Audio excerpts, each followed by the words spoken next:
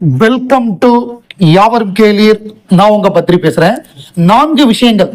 முதல்ல 11 years of Papanasam. July 3 அப்படின்னாலே பாபநாசம். ரெண்டாவதாக Jailer release date, Jailer 2 release date announce பண்ணியிருக்காங்க. மூணாவது கலையரசன். ஆரம்பத்தில் ரஜினி ரசிகனா இருந்தாரு, விவரம் தெரிஞ்சதுக்கு அப்புறம் எப்படி கமல் ரசிகரா மாறினாரு. நான்காவதாக அவ்வை சண்முகி படத்துல உலகநாயகன் ஏற்படுத்திய மாற்றம், அதனால் விளைந்த சாதனை. இந்த விஷயங்களை தான் பார்க்க போறோம்.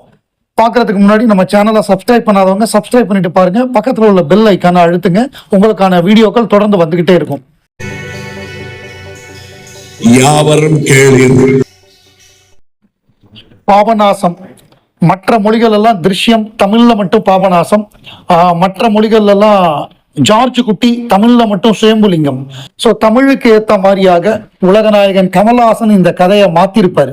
அதை நம்முடைய டைரக்டர் ஜீத்து ஜோசப்பே சொல்லியிருப்பாரு. தமிழ்ல மட்டும்தான் யூனிக்கா இருக்கும். சுயம்புலிங்கம் ஜார்ஜ் குட்டி மாதிரி இருக்க மாட்டான், ரொம்ப நேர்மையானவன் அப்படிங்கிற அந்த விஷயங்கள். கடைசியில் அவன் மன்னிப்பு கேட்கறது, அழறது, அது எல்லாமே மற்ற மொழிகளை விட தமிழ்ல வித்தியாசமா இருக்கும். ஸோ தமிழ்ல அந்த முதல் பார்ட்லயே அவர் மன்னிப்பு கேட்டுடுறாரு. அதனால அந்த 2வது பார்ட்டு 3வது பார்ட்டு அதுக்கெல்லாம் தேவையில்லை அப்படிங்கிற மாதிரியான ஒரு கான்செப்டை சில பேர் சொல்றாங்க. தமிழ்ல எடுக்க முடியாதுன்னு. தமிழ்ல எடுக்க முடியாத காரணம் கௌதமி நடிச்சது. கௌதமிக்கும் கமல்ஹாசனுக்கும் இப்ப இதுவே இல்லை, ஃப்ரெண்ட்ஷிப் இல்லை. ஒரு காலத்துல ஃப்ரெண்ட்ஷிப் இருந்த காலத்துல 2 பேரும் சேர்ந்து நடிச்சாங்க. இப்ப 2 பேரும் செப்பரேட் ஆயிட்டாங்க. அதனால திருப்பி அவங்கள கொண்டு வர முடியாது. அவங்களுக்கு பதிலாக வேற ஆளை போட்டாலும் பொருத்தமா இருக்காது. பட் இது தமிழ்ல இந்த படம் மிகப்பெரிய வசூல் சாதனை பண்ணிச்சு. 100 கோடிக்கு மேல கலெக்ட் ஆன படம். ஜிஜு ஜோசப்போட இயக்கம், அது யூனிவர்சலா கனெக்ட் ஆனிச்சு. தமிழுக்கும் கனெக்ட் ஆச்சு. எல்லா மொழிகள்ல கனெக்ட் ஆன மாதிரி கமல்ஹாசன் அவர்களுடைய நடிப்பு, மற்ற எல்லா சின்ன சின்ன பாத்திரங்கள், கலாபவன் மணிலேருந்து MS பாஸ்கர்லேருந்து எல்லாருமே பிரமாதமா நடிச்சிருந்தாங்க. ஒட்டுமொத்தமாக ஒரு மெமரபிளான ஒரு ஃபேமிலி என்டர்டெய்னர். பாகுபலி வந்த காலத்துல இந்த படம் 100 நாள் 100 கோடி வசூல் பண்ணதுங்கிறது பெரிய விஷயம். So 11 years of Suyambulingam magic அப்படின்னு தான் நான் இந்த பாபநாசத்தை சொல்லுவேன். ஜெயிலர் 2 அக்டோபர் 15 பூஜா ஹாலிடேஸ்ல வருது. ஸோ ரஜினிகாந்த் நடித்து ஜெயிலர் ஃபர்ஸ்ட் பார்ட் மிகப்பெரிய ஒரு வெற்றி படமாக சன் பிக்சர்ஸ்க்கு அமைஞ்சது. நெல்சன் டைரக்ட் பண்ணியிருந்தாரு, அனிருத்தோட மியூசிக். அந்த படம் தமன்னா, இன்னும் ஏராளமான நடிகர்கள், அந்தந்த ஒவ்வொரு லாங்குவேஜுக்கும் ஒரு நடிகர், மோகன்லால், சிவராஜ்குமார், ஹிந்திலேருந்து ஒரு நடிகர் அப்படின்னு வரிசையா எல்லா லாங்குவேஜுக்கும் போட்டிருந்தாங்க. அதே மாதிரி இந்த முறை அவங்க வெவ்வேறு ஆக்ட்ரஸ். வித்யா பாலன் நடிக்கிறாங்க. போன தடவை ரம்யா கிருஷ்ணன் இருந்தாங்க, அவங்களும் தொடர்ந்து இருப்பாங்க. இப்ப வித்யா பாலன் உள்ள வர்றாங்க. அதே மாதிரி நம்ம இவர் மிதுன் சக்கரவர்த்தி உள்ள வராரு. இன்னும் யார் வர போறாங்க, மோகன்லாலோட கேரக்டர் எப்படி இருக்க போகுது, ஹிருத்திக் ரோஷன் என்ன பண்ண போறாரு அப்படின்லாம் நமக்கு தெரியல. இந்த படம் மிகப்பெரிய வெற்றி பெறணும் அப்படிங்கிறது நம்முடைய விருப்பம். என்ன காரணம்னா, இதுக்கு அடுத்த 2 படங்கள் கமல்ஹாசன் சம்பந்தப்பட்ட படத்தை ரஜினி பண்ண போறாரு. ஒரு படம் தர்மன். அந்த படம் 2027 பொங்கலுக்கு வரப்போகுது.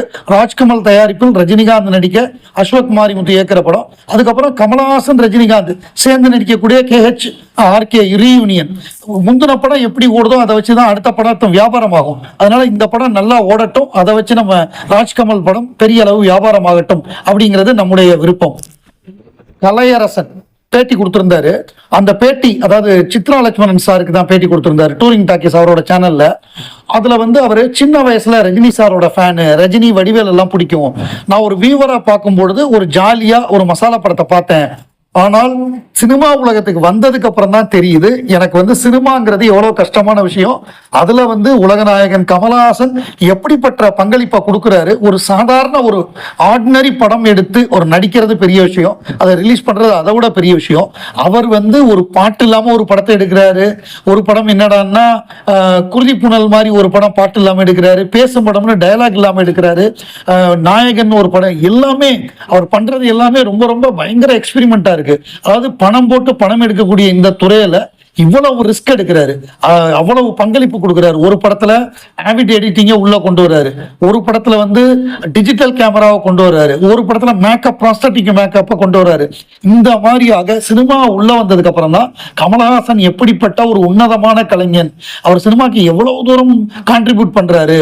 அதாவது வெறும் சும்மா மசாலா படம் எடுக்கிறது கிடையாது. அதுல என்னென்னலாம் புதுமை பண்ண முடியுமோ அதை கமல்ஹாசனால மட்டும்தான் பண்ண முடியும். கமல் மாதிரி பண்றேன்னு சொல்லி நிறைய பேர் ட்ரை பண்ணாங்க. நாங்க நல்ல படம் எடுக்கிறோம், வித்தியாசமான படம் எடுக்கிறோம் அப்படின்னு ட்ரை பண்ணி அவங்க கை காசெல்லாம் போய் போண்டியாகி வெளில போனாங்க. Prakash Raj director, S films Shankar, Prakash ராஜோட டூயட் ஃபிலிம்ஸ், இந்த மாதிரி நிறைய பேர் வித்தியாசமா படம் எடுக்கிறேன்னு சொல்லி காணாம போயிட்டாங்க. நாசர் இவங்கெல்லாம். ஆனா கமல் வந்து ஆக்டர் கமலஹாசன் இருக்கிறதுனால கமலஹாசனால ரிஸ்க் எடுக்க முடியுது. ஒரு படம் தோல்வி அடைந்தாலும் அடுத்த படம் அவரால் வெற்றி கொடுக்க முடியும். ஏன்னா அவர் கையில ஒரு மிகப்பெரிய கலைஞன் கமலஹாசன் ஸ்டார் கையில இருக்காரு. தயாரிப்பாளர்கள் ரவுண்ட் டேபிள் நம்ம சித்ரா லட்சுமணன் நடத்தினாரு.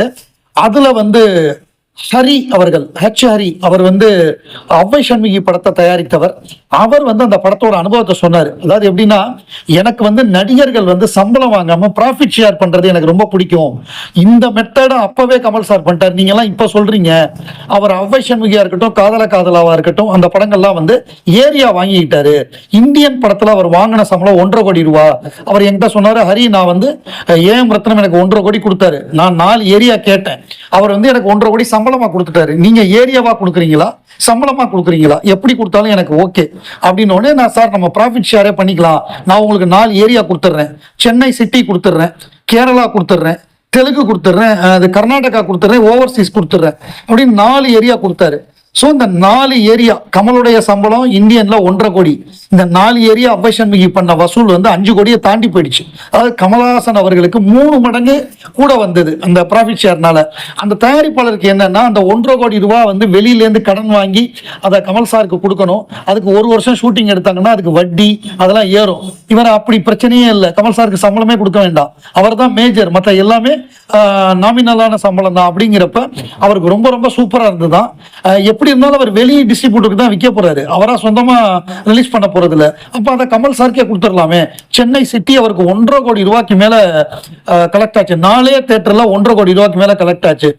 ஆந்திரா வந்து எஸ்பிபியை வச்சு ரிலீஸ் பண்றாரு. ஆந்திரால வந்து மிகப்பெரிய ஒரு 1.30 கொடுத்தாருன்னு நினைக்கிறேன்.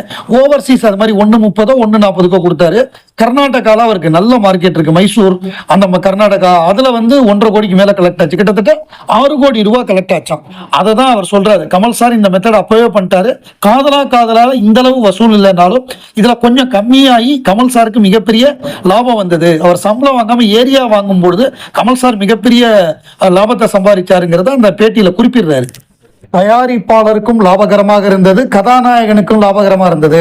அதனால ப்ராஃபிட் ஷேரை பண்ணலாம் அப்படின்னு அந்த தயாரிப்பாளர் சொல்றாரு.